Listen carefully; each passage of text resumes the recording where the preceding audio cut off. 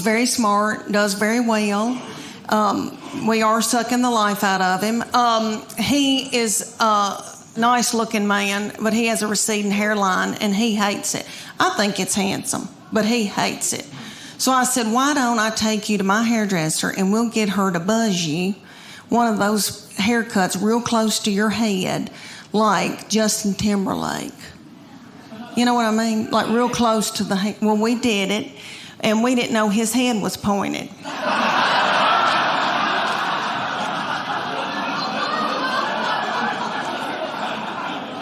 And he said, I look like somebody, and I can't quite think of who it is.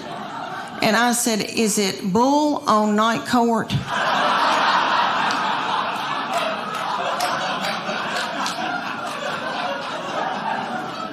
He said, no, that's not who I was thinking about. And about 3 days later, he said, I know who it is. It's that lazy starfish Patrick on SpongeBob SquarePants. I got to get a thing of water, honey. I'm spitting cotton. Oh, y'all. Bloom. Good for y'all. Y'all are probably out doing yoga. Okay, I have given up. All right. Let me tell y'all how this all started between me and my husband. We met at the University of Tennessee while he was stalking me. He was so tickled with me. Okay, he was getting an MBA. I was finishing up my undergraduate. He is so smart and such an overachiever that he had already gotten an undergraduate, worked for 2 years, and got an MBA. I was just finishing mine up, my undergraduate, because I'm so fun. And I thought, oh my gosh, he is so smart. He can do math. He can reconcile a checkbook. There's no telling where we're going to go, what we're going to see, how we're going to live. Well, we graduated, and he decided to buy a used mobile home business in Bean Station, Tennessee.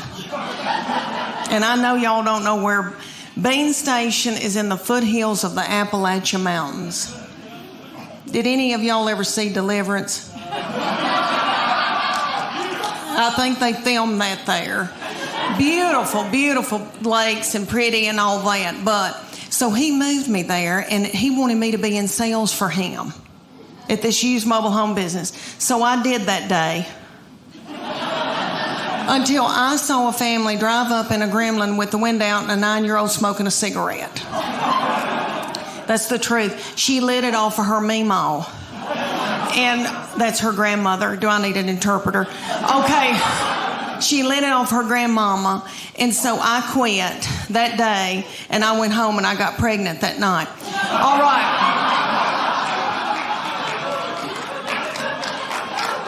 Thank you. And does very well. And then married me. And we've been exactly the opposite, but it has worked. He's a big man. He's 6'4". He can kick a door in, and I like that.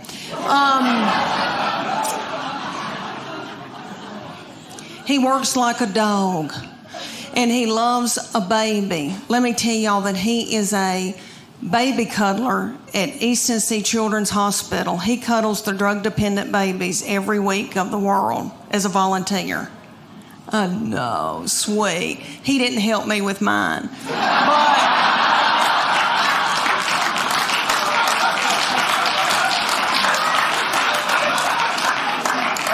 because he was out making a living and paying for all this. We've got 2 still in college, and I wanted a 4th baby so bad. When my baby child went to kindergarten, I nearly grieved myself to death. I thought, Lord, what am I going to do with all this time on my hands? I hope I don't get hooked on whiskey and start honky-tonking.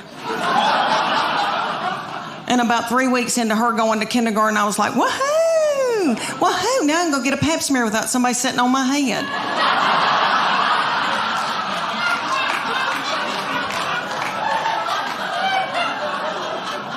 But my husband, when I dropped her off, he said, meet me at the IHOP. Because he knows that pancakes get me through a hard time. And I was crying, and I said, I want another baby. And he said, why don't you get a job?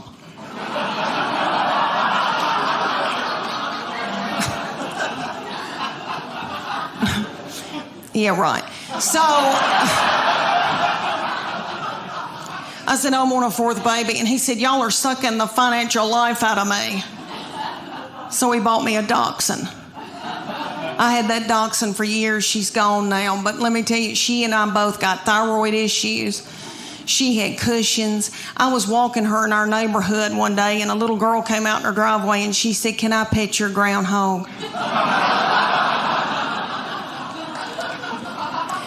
And a lot of y'all look really young in here, and I'm going to scare y'all to death. But I'm going to tell y'all, look at these young girls right here. I'm going to tell y'all what your future is going to be, okay? All right, when you get to be about your mid-40s, you're going to start a thing called perimenopause. It's before you go through menopause, and it makes you crazy. And you sweat in the bed at night. Okay, and all your hormones get messed up. All right, I go to the bedroom, and I am so hot at night that I put the air on 68 because I don't want to die. My husband puts it back up on 70. And he says, you're freezing me to death. He's having to wear pajamas for the first time in our marriage. Okay. He said, I can see my breath. That's a lie. But I know he is cold because one time he had to wear a toboggan. But anyway, we get in the bed, and that big beagle, who is 10 years old, a boy named Augie, who is so sweet. My husband spoons him in the bed. And then we've got a new little beagle that is a pocket beagle, and her name is Gigi, and she is so yummy. And she had a nervous tick when we got her, and she ate our couch. But other than that, I love her. And she gets in the bed, and she backs her little butthole up against my head at night, right here. And when we get, all right, so when my husband spoons that big one will wall his eyes at me and looks like, I don't want him. I want you.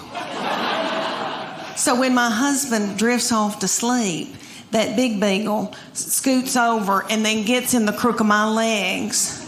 So through the night, I break out in a sweat because I'm in perimenopause, and it's right here in the back of my neck. Dr. Oz said it. Okay, so then I'm sweating like I've done Zumba all night.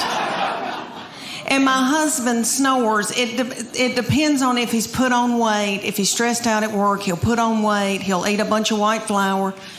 And then he snores a different way. But if he's playing tennis and he's watching what he eats, this is really how he snores. He starts going, pew,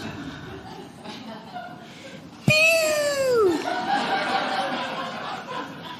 pew. It's enough to kill you. Okay, you can set a watch by it. Sometimes it's just a puff of air, and it's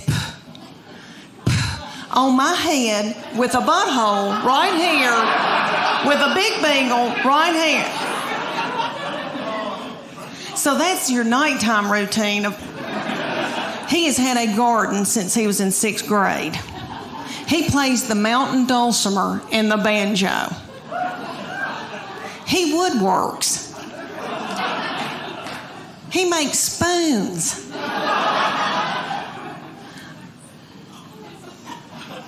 He makes spoons. I mean, he is so yummy.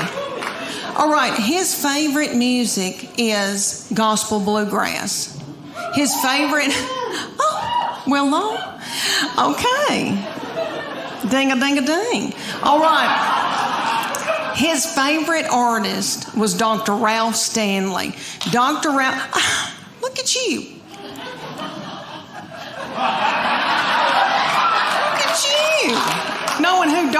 Ralph Stanley is. Okay, for those of you who don't, he was on the Oh Brother Where Art Thou. That is probably the most famous thing he did. But he was the godfather of Mountain Soul. He ended up dying at like 92. He had a little cowboy hat propped on his head. Yummy. Okay, he would come through Knoxville, and I would take my son to see Dr. Ralph when my son couldn't drive. They propped little Dr. Ralph up on stage because he was so old.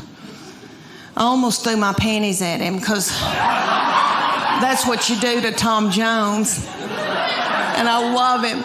But anyway, I'm standing there listening to Dr. Ralph Stanley singing gospel bluegrass, and I think to myself, how many teenage boys are listening to this? What are teenage boys listening to? Rihanna, Walk a Flock of Flame, some of that nasty goings on. I thought, wouldn't it be funny if I had to yell at my boy, turn that gospel bluegrass down. You're out of control. If I hear I Saw the Light one more time,